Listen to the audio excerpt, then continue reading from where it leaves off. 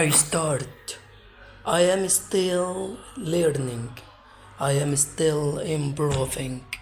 Every day I get better, one step at a time. No excuses, just work, never give up.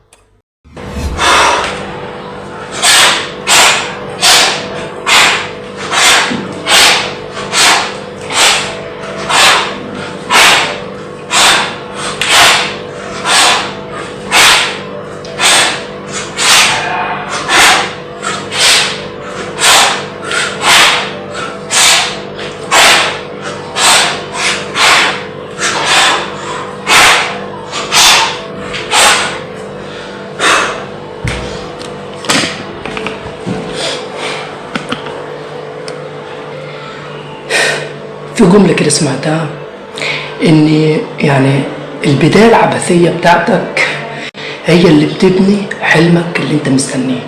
يعني الحاجات البسيطة اللي انت بتشوف ان هي رديئة، يعني البداية الرديئة خالص بتاعتك اللي انت بتبدأها هي دي أول خطوة بتوصلك لحلمك الكبير اللي انت عايز توصل له.